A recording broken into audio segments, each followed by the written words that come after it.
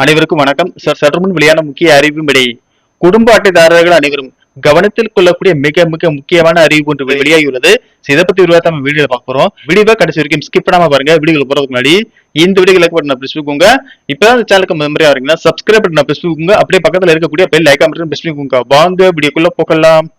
இந்தியாவில் ரேஷன் கடைகளில் கிடைக்கும் அரிசி, கோதுமை, தானியங்களை சார்ந்திருக்கும் கோடிக்கணக்கான குடும்பங்களுக்கு ஒரு முக்கிய செய்தி வெளியாகியுள்ளது. மத்திய அரசு தற்போது தேசிய உணவு பாதுகாப்பு சட்டம் 2013 ஒரு திருத்தத்தை கொண்டு வர முன்மொழிந்துள்ளது. இதில் அந்தியோதய அன்ன யோஜனா திட்டத்தில் அதிக மாற்றம் கொண்டு வர திட்டமிட்டுள்ளது.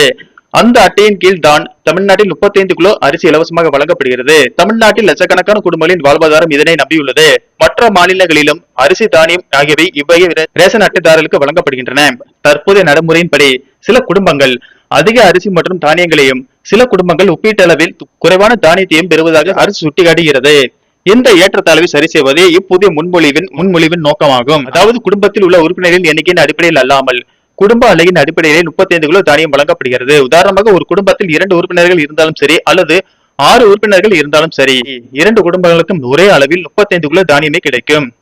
சிறிய குடும்பங்களில் உள்ள நபர்களுக்கு தலா அதிக அளவு தானியம் கிடைக்கிறது. அதே சமயம் பெரிய குடும்பங்களில் தனிநபர் ஒருவருக்கு கிடைக்கும் தானியத்தின் அளவு குறைகிறது. எனவே அந்தியோதய அன்ன யோஜனா திட்டத்தின் கீழ் வரும் குடும்பத்தில் உள்ள ஒவ்வொரு உறுப்பினருக்கும் மாதந்தோறும் 7 கிலோ தானியம் வழங்க முன்மொழியப்பட்டுள்ளது. இந்த முறை தானிய விநியோகத்தை சீராக்குவதுடன் சமமான வளங்களை உறுதி செய்து மக்களின் ஊட்டச்சத்து தேவைகளையும் சிறப்பாக பூர்த்தி செய்யும் என அரசு நம்புகிறது. தனிநபர் ஒருவருக்கு 7 கிலோ தானியம் வழங்குவது என்று முன்மொழியப்பட்டாலும் ஒரு குடும்பத்திற்கு ஒதுக்கப்படும் அதிகபட்ச தானிய அளவு மாதத்திற்கு 35 கிலோ என்ற அளவிலேயே இருக்கும். அதாவது இத்திட்டத்தில் தனிநபர் அடிப்படையிலான கணக்கீடு அறிமுகப்படுத்தப்பட்டாலும் குடும்ப அளவிலான தற்போதைய அதிகபட்ச வரவு தொடர்ந்து பராமரிக்கப்படும் என அரசு கூறுகிறது. ரேஷன் கடை பொருட்கள் விநியோகிக்கப்படும் முறைக்கான இந்த மாற்றத்தை அரசு இன்னும் இறுதி செய்யவில்லை. தற்போது இது ஒரு வரைவு மசோதாவே உள்ளது. இதற்கான பொதுமக்களின் ஆலோசனைகளும் கருத்துக்களும் கோரப்பட்டுள்ளன. உணவு மற்றும் பொது விநியோகத்துறை இந்த வரை மசோதாவுடன் தற்போதுள்ள மற்றும் முன்மொழியப்பட்ட விதிமுறைகளை ஒப்பிடும் ஆவணம் ஒன்றையும் வெளியிட்டுள்ளது.